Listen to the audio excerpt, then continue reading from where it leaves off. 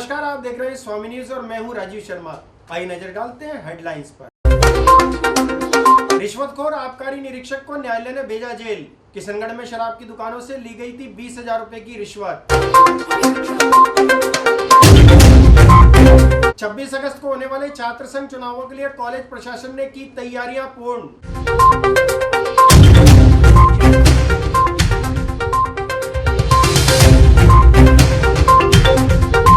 थानों में बनाए गए बच्चों के लिए बाल मित्र कक्ष का आईजी ने किया उद्घाटन।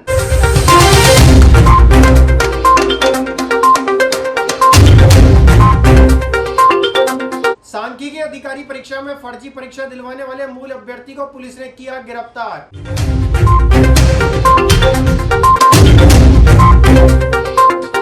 ट्रेन की चपेट में आने से गौवंश हुआ घायल। सिविल डिफेंस की टीम ने पुलिया से नीचे उतारकर गौवंश की बचाई जान।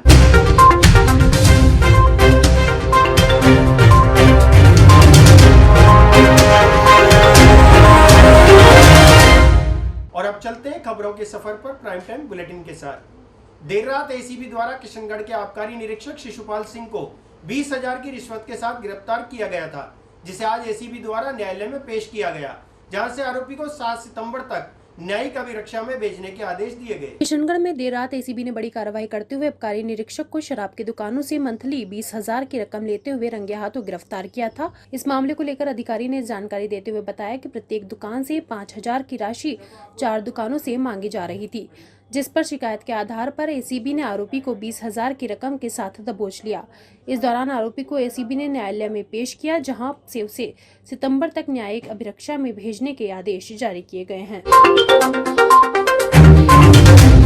शराब का ठेकेदार है मनीष टाक, उसके और उसके परिवार की 4 दुकानें हैं किशनगढ़ में, और आरोपी है शिशुपाल सिंह, आबकारी निरीक्षक, वृत्त किशनगढ़ का, जिला अजमेर का, जिसने शराब की दुकानें निर्बाध रूप से चलाने के लिए 25,000 रुपये की रिश्वत की मांग करी मंथली, है ना, और जिसमें 20,000 रुपये मंथली के हिसाब से तय हो गया और 20,000 रुपये रिश्वत लेते हुए इसको गिरफ्तार किया गया रंगे हाथों, ताकि दुकानें आराम से चले।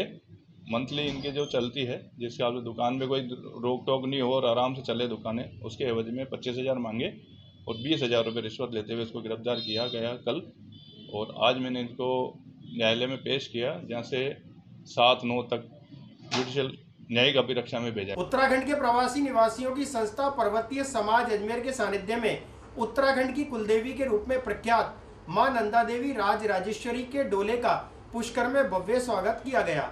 इस दौरान आज पुष्कर के मुख्य मार्गों से नंदा देवी के डोले की शोभा यात्रा निकाली गई, जिसके पश्चात उत्तराखंड आश्रम में भोजन प्रसादी का कार्यक्रम आयोजित किया गया। उत्तराखंड के प्रवासी निवासियों की संस्था पर्वतीय समाज अजमेर के सानिध्य में उत्तराखंड की कुलदेवी के रूप में प्रख्यात मां नंदा देवी राज राजेश्वरी के डोले का भव्य स्वागत कस्बे के उत्तराखंड आश्रम में किया गया। इस मौके पर समाज के अध्यक्ष डॉक्टर SS तगाड़ी ने बताया कि मां नंदा देवी की यात्रा प्रत्येक वर्ष के अगस्त सितंबर माह में उत्तराखंड के जारुड़ गांव से प्रारंभ होकर मुंबई, वसई, बड़ोदरा, उदयपुर, जोधपुर, अजमेर, जयपुर, आगरा, गुड़गांव, चंडीगढ़ और देहरादून की लगभग 2,800 किलोमीटर की यात्रा करते हुए अंत में वैदनी कुंड उत्तराखंड तक जाती है। वहीं पुष्कर प्रवास के चलते मंगलवार को माता का डोला पुष्कर पहुंचा, जहां माता को पूरे विधि विधान के साथ उत्तराखंड महादेव मंदिर में स्थापित कर रात्रि विश्राम करवाया गया। आज बुधवार को गाजे बाजे के साथ मां नंदा देवी का डोला भव्य शोभा यात्रा के रूप में पुष्कर के मुख्य मार्गों से होते हुए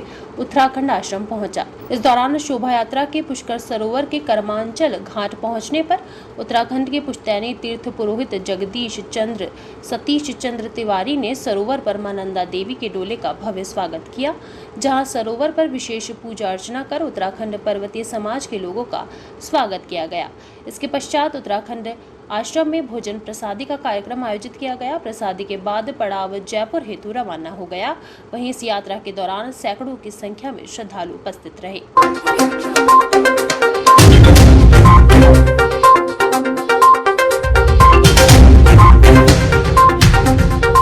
नंदा देवी जो है हमारे उत्तराखंड की कुल देवी है, जिसकी राज्यात यात्रा जो है प्रति वर्ष जो है अगस्त सितंबर माह में बेदुनी धाम हमारे उत्तराखंड से प्रारंभ होती है और प्रारंभ होते हुए ये वहाँ से बसई उदयपुर बसई मुंबई होते हुए अहमदाबाद, बड़ौदा, उदयपुर, जोधपुर होते हुए पुष्कर पहुंची है आज, और जिसका पर्वतीय समाज द्वारा अपने जो परिधान और उसके विशेष वेशभूषा में उनका जो थे आज नगर भ्रमण कराया गया है, जो कि आपके पुष्कर क्षेत्र के उत्तराखंड आश्रम, हमारा जो महादेव मंदिर है वहाँ से लेकर बरा घाट, गौ घाट, गौतम आश्रम होते हुए जो थे ये पुनः उत्तराखंड आश्रम जाएगी, और उसके पश्चात भोजन प्रसादी का कार्यक्रम हुआ। तत्पश्चात जो थे जयपुर के लिए रवाना होगी, और वहाँ से ये आगरा, चंडीगढ़, गुड़गांव होते हुए जो थे अपने उत्तराखंड की यात्रा में जाएगी, और वहाँ इस जो मूल जो उत्तराखंड की हमारी कुलदेवी की यात्रा चल रही है उसके साथ शामिल होकर अपने जो थे ससुराल में जो थे ये पुनः स्थापित होगी। सदियों से पुरानी हमारी परंपरा है, जो उत्तराखंड हमारी देवभूमि है, और देवभूमि में जो थे सदियों से जो थे हजारों वर्षों से ये परंपरा चल रही है, और 12 वर्ष में एक बार राज्यात यात्रा होती है जो 12 वर्षीय कहलाती है, और ये एक प्रतिवर्ष होने वाली लोकजात यात्रा है जिसको हम लोकजात कहते हैं, और वो राज्यात यात्रा नंदा देवी राज्यात यात्रा होती है, जिसके हमारे पंडित देवी प्रसाद जो है देवी प्रसाद जी जो है ये इसको लेकर जो कि इसका आयोजन करते हैं, और पूरे प्रवासी राजस्थान पूरे देश भर में इसका भ्रमण नंदा देवी कराते हैं, जिसका मेन उद्देश्य होता है कि उत्तराखंड की संस्कृति को लोगों को जुड़ाव रखे जाए, और जो थे आपस में भाईचारा जो थे सद्भावना स्थापित करना ही, और जो थे सनातन धर्म की स्थापना करना ही इसका मेन उद्देश्य है। प्रदेश भर में राजस्थान एकीकृत महासंघ द्वारा 21 सूत्रीय मांग पत्र को लेकर विरोध प्रदर्शन किया गया। इस दौरान महासंघ के कर्मचारियों ने जिला कलेक्टर को मुख्यमंत्री के नाम ज्ञापन सौंपा। प्रदेश भर में राजस्थान एकीकृत महासंघ द्वारा 21 सूत्रीय मांग पत्र को लेकर विरोध प्रदर्शन किया गया। इस क्रम में अजमेर जिला कलेक्टर पर महासंघ द्वारा प्रदर्शन कर मुख्यमंत्री के नाम जिला कलेक्टर को ज्ञापन सौंपा गया। इस दौरान कर्मचारियों ने कहा कि खेमराज कमेटी का कार्यकाल लगातार बार बढ़ाया जा रहा है, इसलिए इस कमेटी की रिपोर्ट को बंद करे। साथ ही कर्मचारियों ने शीघ्र मांगे नहीं मानने पर उग्र आंदोलन की चेतावनी दी है।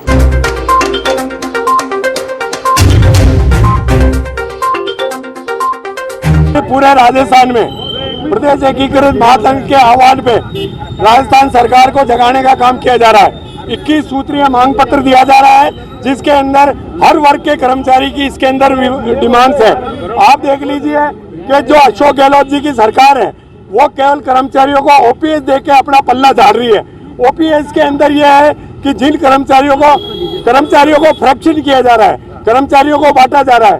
ओपीएस जो 2004 से लागू करी है, जनवरी 2004 से, उसमें केवल 3 लाख कर्मचारी आ रहे हैं, जबकि सारे कर्मचारियों की डिमांड्स, चाहे मंत्रालय हो, चाहे लैब टेक्नीशियन हो, चाहे शिक्षक हो, चाहे वो हॉस्पिटल का कर्मचारी हो, पुलिस का कर्मचारी हो, सबकी मांगे अभी अधूरी पड़ी है।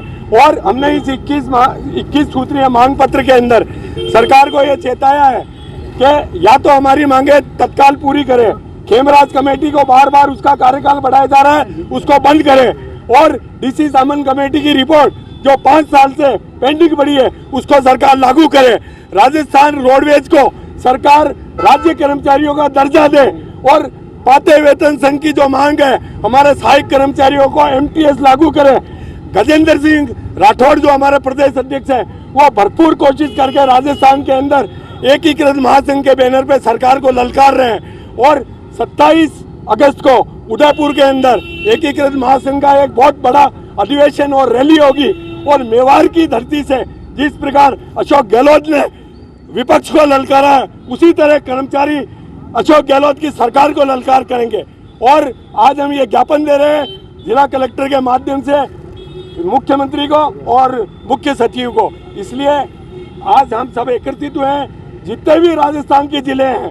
तीर्थनगरी पुष्कर के निकटवर्ती गांव बूढ़ा पुष्कर के पास रेलवे ट्रैक की पुलिया पर एक गौवंश ट्रेन की चपेट में आ गया, जिससे करीब आधे घंटे तक ट्रेन ट्रैक पर अटकी रही।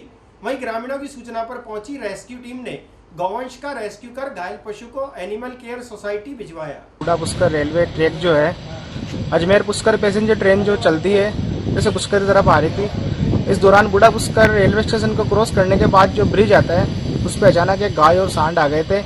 तो गाय तो किसी तरीके से निकल के साइड में होने में कामयाब रही, लेकिन जो नंदी है सांड वो ट्रेन की चपेट में आ गया था।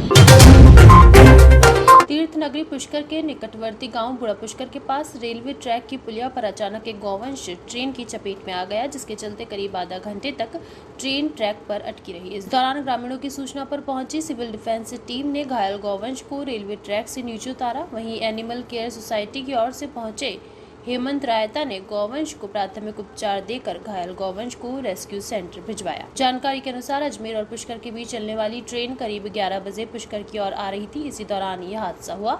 रेस्क्यू के दौरान कानस गांव के ग्रामीण नीरू रावत सहित कई लोगों ने सहयोग प्रदान किया।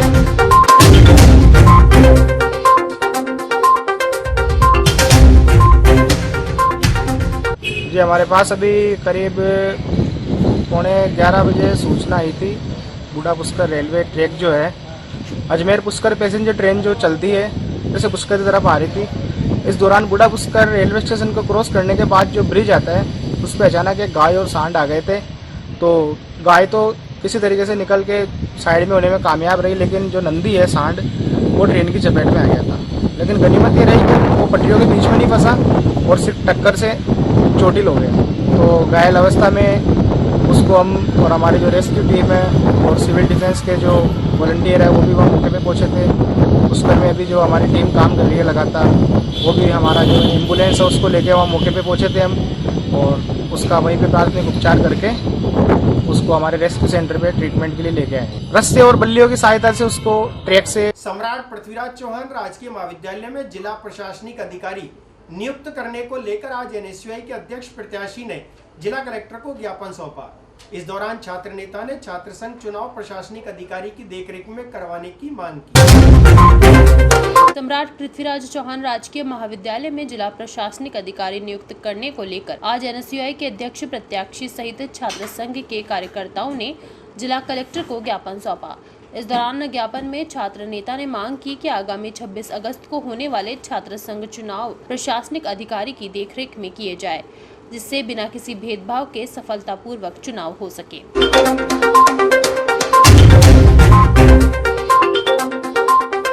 देखिए, आगामी छात्र संघ चुनाव पूरे राजस्थान में हो रहे हैं। इसके तहत अजमेर राजकीय महाविद्यालय जो संभाग का सबसे बड़ा महाविद्यालय, जहाँ पर 8 से 9,000 स्टूडेंट अध्ययनरत है, छात्र वोट देते हैं, वहाँ पर अपना अध्यक्ष चुनते हैं। तो वहाँ कहीं ना कहीं सर हमें अंदाज़ा है कि वहाँ पर एक संघ के लोग, विशेष संघ के लोग वहाँ पर चुनाव को प्रभावित कर सकते हैं। और जिस तरीके से देखे जा रहे हैं हम 2-4 दिन से, जिस तरह से पार्शलिटी हो रही है हमारे लोगों के साथ में, उसी को लेकर के आज हम कलेक्टर साहब से मिले। तो कलेक्टर साहब से हमने निवेदन किया है कि सर आप अपनी तरफ से वहाँ पर अधिकारी को नियुक्त किया जाए, मजिस्ट्रेट को नियुक्त किया जाए, तो चुनाव आपकी देखरेख में हो, शांतिपूर्ण हो। बाद में ये ना हो कि सर, क्योंकि बाद में चुनाव होने के बाद में आरोप लगाए जाते हैं कि ये हो गया वो हो गया, तो हम नहीं चाहते हैं कि सर किसी तरह की वहाँ माहौल स्थिति खराब हो।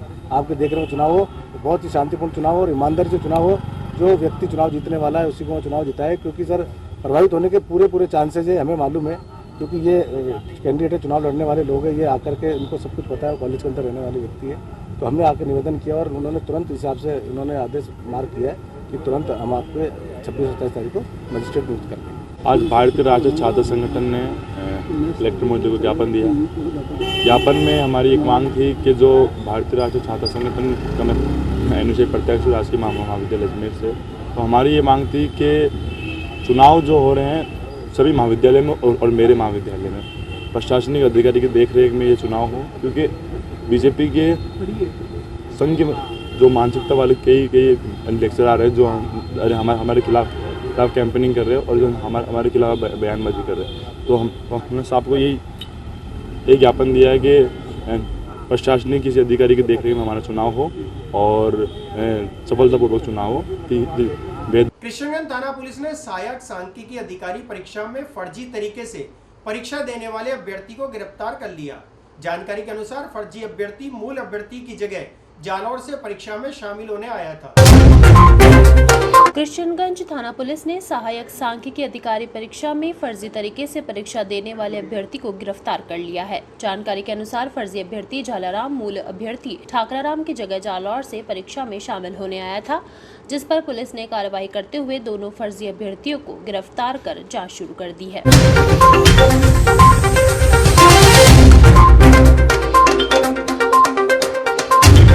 देखिए, जैसा आपकी पूर्व जानकारी में है कि दिनांक 8/7/2022 को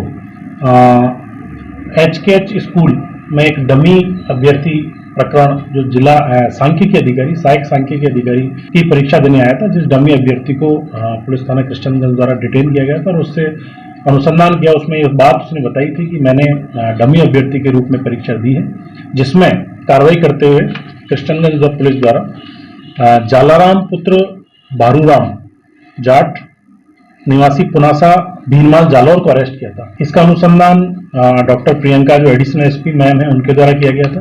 बाद अनुसंधान एक आरोपी को और अरेस्ट किया गया जिसका नाम है ठाकरा राम। ये जो ठाकरा राम है ये मूल अभ्यर्थी है, इसने अपने स्थान पर जालाराम को भेजा गया था। इस तरह से ये जो ठाकरा राम पुत्र मफ्फा राम मेघवाल ग्राम फागोत्रा तहसील भीनमाल है, जो कि जालौर का ही रहने वाला है और इसी का परिचित है। इन दोनों ने एक प्लान बनाया था कि जिसके तहत मेरी परीक्षा आप दे लेना, इस बाबत उन्होंने कुछ आपस में दोनों ने पैसे की डील भी की थी। लेकिन चूंकि सेंटर के ऊपर, परीक्षा सेंटर के ऊपर HKH स्कूल जो वैशाली नगर में स्थित है, उसके ऊपर उसकी फोटो का और उसका मिलान नहीं हुआ। इस तरह छात्र संघ चुनाव के चलते आज शहर के लॉ कॉलेज में नामांकन की आपत्ति के दौरान 2 छात्र संगठनों में झड़प हो गई। इस दौरान सिविल लाइंस पुलिस थाने में दोनों ही संगठनों द्वारा मामला दर्ज करवाया गया। छात्र संघ चुनाव के चलते प्रदेश भर में गहमा गहमी का माहौल बना हुआ है, जिसके चलते आज शहर के लॉ कॉलेज में नामांकन की आपत्ति के दौरान 2 छात्र संगठनों में झड़प हो गई। इस दौरान सिविल लाइंस पुलिस थाने में दोनों ही संगठनों की ओर से क्रॉस प्रकरण दर्ज हुआ है। के अंदर लॉ कॉलेज में कोई मारपीट छेड़छाड़ का मुकदमा दर्ज हुआ है। लॉ कॉलेज में इलेक्शंस में जब नॉमिनेशन भरे जा रहे थे, उसकी आपत्ति के दौरान जो 2 पार्टीज़ हैं उनके बीच में झड़प हुई, जिसके अंदर दोनों की तरफ से क्रॉस प्रकरण दर्ज किए गए हैं, जिसमें दोनों में ही SC ST और छेड़छाड़ लगा है। जो पहला प्रकरण है उसमें जो हमारे शिकायतकर्ता हैं वो हैं देव किशन दाइमा और जो अभियुक्त हैं वो है राजेश कालस और दूसरे प्रकरण में अभियुक्त हैं कोमल पोपली। जी। All revenue employees Ambedkar welfare society Rajasthan के बैनर तले संपूर्ण राजस्थान के राजस्व विभाग में पदोन्नति की समस्याओं के निस्तारण के संबंध में 1 दिवसीय धरना दिया जाएगा। इस दौरान सोसाइटी द्वारा प्रेस वार्ता आयोजन किया गया। कल all revenue employees Ambedkar welfare society की तरफ से राजस्व मंडल अजमेर पर विशाल धरना प्रदर्शन किया जा रहा है। All revenue employees Ambedkar welfare society Rajasthan के बैनर तले संपूर्ण राजस्थान के राजस्व विभाग के SC और ST के पटवारियों, भू अभिलेख निरीक्षक और नायब तहसीलदारों की पदोन्नति की समस्याओं के निस्तारण के संबंध में संलग्न पत्र के अनुसार कार्यवाही नहीं करने पर सोसाइटी द्वारा 1 दिवसीय धरना दिया गया। इस संबंध में सोसाइटी के द्वारा प्रेस वार्ता आयोजित कर जानकारी दी गई। इस दौरान सोसाइटी के सदस्यों ने बताया कि इस धरने में लगभग 3000 से अधिक कर्मियों के शामिल होने की संभावना है। कल all revenue employees Ambedkar welfare society की तरफ से राजस्व मंडल अजमेर पर विशाल धरना प्रदर्शन किया जा रहा है। हमारे राजस्व विभाग के कर्मचारियों की प्रमोशन और रोस्टर रजिस्टर और इंडेक्शन सीनियरिटी को लेकर कुछ इश्यूज है, जिस पर हम लगातार करीब 3 वर्ष से रेवेन्यू बोर्ड सरकार को विभिन्न स्तरों पर हम ज्ञापन और प्रदर्शन और प्रस्तुति दे रहे हैं, लेकिन उसके बावजूद भी हमारा कोई समुचित समाधान नहीं किया है।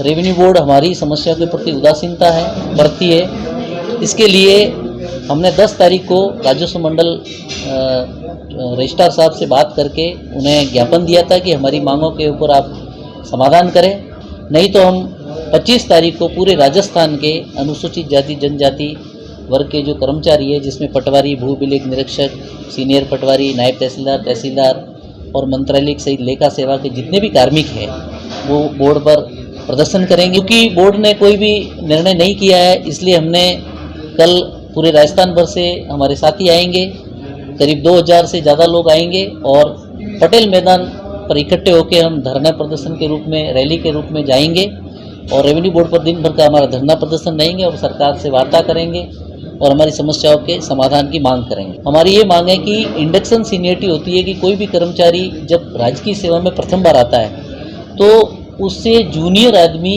प्रथम प्रमोशन में जनरल कैटेगरी का उससे आगे नहीं जा सकता, लेकिन रेवेन्यू बोर्ड ने इस नियम का डीओपी के स्पष्ट डायरेक्शन है 11/9/11 और 13/9/13, और उसके बाद उसकी विस्तृत विवेचना करते हुए 27/4/22 को डायरेक्शन जारी किए। लेकिन आज इतने दिन होने के बाद, इतने महीने होने के बाद भी रेवेन्यू बोर्ड ने इस पर कोई संज्ञान ही नहीं लिया है, जिससे हम मजबूर होके ये कदम उठा रहे हैं। कोर्ट में राजस्व मंडल ने जो पहले संभाग वाइज जो प्रमोशन हुए थे उसको लेके जितनी विसंगतियाँ रही उसको लेके करीब 45 मुकदमे पेंडिंग है। ये सारा रेवेन्यू बोर्ड का करा धरा है। हमने राजस्व मंडल को कहा कि आपके जो विधि परामर्शी है आप एजी को खड़ा करके सारी अपीलों को आपको क्लब करवाइए और अर्ली हियरिंग की डेट रहे। रेवेन्यू बोर्ड चेयरमैन साहब राजेश्वर सिंह जी ने भी इन्हें विधि विभाग को कहा था कि आप भाई इस पे समाधान करें, लेकिन उस पर भी इन्होंने विधि विभाग ने कोई कार्रवाई नहीं की। इसी मामले पटवारी, गिरदावर, नायब तहसीलदार हजारों की तादाद में, और इतना भेदभाव है कि जैसे 27 लोगों का होता है उसमें से एक आदमी को टाल के प्रमोशन देते हैं और 26 आदमी की सीनियरिटी नहीं करते। 96 लोगों का प्रमोशन हो, उनकी ज्वाइनिंग डेट रेवेन्यू बोर्ड ने जारी नहीं की और वो सीनियरिटी लिस्ट जारी कर दी। तो ये रेवेन्यू बोर्ड की जवाबदारी है कि उनकी ज्वाइनिंग डेट क्या होगी, उसका समाधान तो आपको करना है। बोर्ड से ये मांग करते हैं कि जो आपने रोस्टर रजिस्टर का संधारण नहीं किया है, गवर्नमेंट के स्पष्ट सारे डिपार्टमेंटों को डायरेक्शन है कि आप पारदर्शी रोस्टर रजिस्टर का संधारण करें और उसके अकॉर्डिंग आने वाली जो डीपीसीआं हैं उसमें उसके अकॉर्डिंग प्रमोशन करें। हमारे प्रांतीय अध्यक्ष मोहनलाल जी डांगे साहब ने अभी जो इसके अंदर बात कही है, इसमें एक नया तथ्य जिस तरह से मैं कहना चाहूँगा वो ये है, इंडक्शन सीनियरिटी नेचुरल जस्टिस के सिद्धांत के ऊपर आधारित है, प्राकृतिक न्याय के सिद्धांत पर आधारित है। कोई व्यक्ति सेवा में प्रवेश करते वक्त अगर वरिष्ठ है और आरक्षित वर्ग का है तो उसे किसी बिना लीगल रीजन के पीछे नहीं किया जाएगा। उसका शोषण की कैटेगरी में आता है। ये सरकार ने इसमें हमको संरक्षण दिया हुआ है। राजस्व मंडल के द्वारा कार्यशैली में इसको डिनाई करके हमें और शोषण किया जा रहा है, ये इसका इश्यू है। नेचुरल जस्टिस के सिद्धांत। अजमेर के किशनगंज थाने और रामगंज थाने में आज बाल मित्र कक्ष का उद्घाटन किया गया। इस कक्ष का निर्माण उन बच्चों के लिए किया गया है जो कानून की पेचीदगी में आकर पुलिस थाने आते हैं। अजमेर कृष्णगंज थाने और रामगंज थाने में आज बाल मित्र कक्ष का उद्घाटन किया गया। इस दौरान आईजी रुपिंदर सिंह ने बताया कि इस कक्ष का निर्माण उन बच्चों के लिए किया गया जो कानून की पेचीदगी में आकर पुलिस थाने आते हैं। इस रूम को इस तरीके से बनाया गया है कि बच्चों को उनके माहौल में लीगल कार्रवाई और पूछताछ की जा सके, जिससे उनकी मानसिकता पर कोई असर न पड़े। साथ ही इस रूम को बच्चों के अनुसार माहौल दिया गया है। बता दें, इस रूम को फाउंडेशन और एनजीओ के योगदान से तैयार किया गया है। इस अवसर पर आईजी रुपिंदर सिंह द्वारा पौधारोपण भी किया गया। कृष्णगंज में आज बाल मित्र कक्ष चाइल्ड फ्रेंडली रूम इसका उद्घाटन हुआ है। ये जो जेजे एक्ट के तहत जो प्रावधान है उसको मीट करने के लिए बनाया गया है। बड़ा ही कलरफुल रूम है, जैसे बच्चों के स्कूल में या बच्चों के किसी इंस्टीट्यूट में होता है। और इसका पर्पस है कि जो हमारे कानून में प्रावधान है कि बच्चे जब किसी कारणवश किसी कानून पेचीदगी में आते हैं, उनको थाने आना पड़ता है, तो उनसे जो पुलिस की पूछताछ है, उनसे लीगल कार्रवाई है, वो ऐसे माहौल में की जाए जिससे उसकी मानसिकता पे कोई दुष्प्रभाव नहीं आए। तो उसके लिए जहां पुलिस अधिकारी उन प्रावधानों का पालन करता है, उसके लिए एक ऐसा माहौल तैयार किया गया है, उसका बैठने का, उसका कमरा, उसका रुकने का, और आसपास जो उसकी दीवारों पे चित्र हैं या चार्ट्स हैं या उसकी एक्टिविटीज़ हैं, जब वो फ्री बैठे तो कुछ काम कर सके, तो ऐसा एक माहौल तैयार किया गया है। तो इसमें बचपन बचाओ आंदोलन, कैलाश सत्यार्थी फाउंडेशन, CWC अजमेर और किन्हीं NGOs सबका योगदान रहा है। हम सबके आभारी हैं। आज अजमेर में ये कार्यक्रम 2 थानों पे है, कृष्णगंज थाने और रामगंज थाने पे। इसके लिए जिला पुलिस अधीक्षक अजमेर और उनकी टीम जो है वो भी धन्यवाद के पात्र हैं, जिन्होंने बड़ी इंटरेस्ट से इस चीज़ को, इस कमरे को तैयार करवाया। सबसे पहला बात है कानूनी प्रावधान की पालना। जो जेजे एक्ट में प्रावधान है वो है कि ऐसा एक माहौल हो जहां बच्चे को क्योंकि थाना वो जगह है जहां बहुत सारे क्रिमिनल्स भी आते हैं, सारी कार्रवाई उनके खिलाफ होती है, तो बच्चे जो छोटी उम्र का है उसकी मानसिकता पर उस समय ये प्रभाव नहीं पड़े, उसको उस माहौल से थोड़ा दूर रखा जाए। तो एक ऐसे कक्ष का निर्माण किया है। दूसरा जो जेजे एक्ट के खुद के प्रावधान है उसमें है कि पुलिस कर्मियों से वर्दी में नहीं बात करता है, और ताकि उसके मानसिकता में ये रहे कि अगर उससे अपराध हुआ है किसी, इसलिए हम उसको अपराधी नहीं कहते, दूसरे को अपराधी, इसको हम बाल अपचारी कहते हैं या विधि के विरुद्ध संघर्षरत बाल कहते हैं। तो इन चीज़ों के प्रावधान को मीट करने के लिए है, तो इसलिए उसकी सोच पे पॉजिटिव इम्पैक्ट लाए। तो यही बात मैं कह रहा था, शुरुआत हम सभी प्रोजेक्ट्स की बहुत अच्छी करते हैं, तो जैसे जैसे आगे बढ़ता है कई बार हम उतना इंटरेस्ट नहीं ले पाते, और इसी कारण मैंने थर्ड पार्टी ऑडिट का भी जिक्र किया था। तो उसका पर्पस यही है कि समय के साथ ढिलाई नहीं आए, हम उसको कैजुअली नहीं लें और उसका सदुपयोग। ये इनके लिए सरकार के सोशल वेलफेयर के रिहैबिलिटेशन प्रोग्राम्स होते हैं और ध्यान भी रखते हैं, लेकिन आप सही कह रहे हैं कि थाने को हम इतना बड़ा चार्टर अभी नहीं दे सकते हैं, लेकिन यस, ऐसी इंटरवेंशन से जो हमारा रोल है वो ज़रूर स्पेसिफाई हुआ है। मान लीजिए कोई बंदा ये सोचे जिसके पास अलग से कमरा नहीं है किसी थाने पे, वो सोचे भी चलो ठीक है अब मैं वर्दी में हूँ ऐसे ही कर लेता हूँ, तो नहीं, ऐसा नहीं है, उसको पालना करनी पड़ेगी। और ऐसे रूम में आके ज़रूर वो सोचेगा कि नहीं कि मेरे को इस पे दृढ़ निश्चय से काम करना है। और जो आपने बात कही उसका दोबारा उस क्रिमिनल वर्ल्ड में एंट्री नहीं हो, इसके लिए एक कंबाइंड एफर्ट की जरूरत है। 26 अगस्त को होने वाले छात्र संघ चुनावों को लेकर कॉलेज प्रशासन द्वारा तैयारियां पूर्ण कर ली गई, जिसके चलते आज मतदान कमेटी और मतगणना कमेटी द्वारा सभी तैयारियों को अंतिम रूप दिया गया।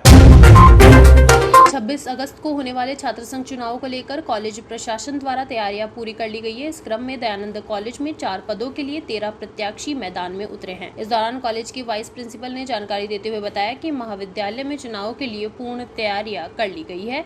इस दौरान आज मतदान कमेटी और मतगणना कमेटी द्वारा सभी तैयारियों को अंतिम रूप दिया गया।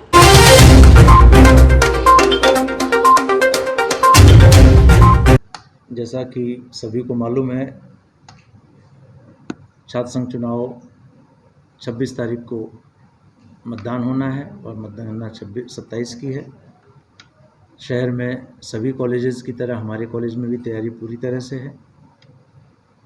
और दिनों के जो कार्यक्रम होने के बाद, जैसा कि कल आपको पता भी होगा कि हमारे पास कुल 13 कैंडिडेट बचे हुए हैं चारों पदों के लिए। आज उन सबों ने अपने एजेंट के पद भर दिए हैं, कल उन सबों को उनकी प्राप्ति हो जाएगी। टीमें हमारी बना ली गई हैं, चाहे वो मतगणना की हो या उससे पहले मतदान की। सभी टीचर्स और नॉन टीचिंग्स की अलग अलग जो भी ड्यूटी है वो कर दी गई है, एंट्री से लेकर एग्ज़िट तक। बूथ तैयार हो गए हैं, उनकी तैयारी देख ली गई है, कल वो अपने मूर्ति रूप में दिखेंगे। जहाँ तक चुनाव की तैयारी है, महाविद्यालय के अंदर का माहौल सामान्य है।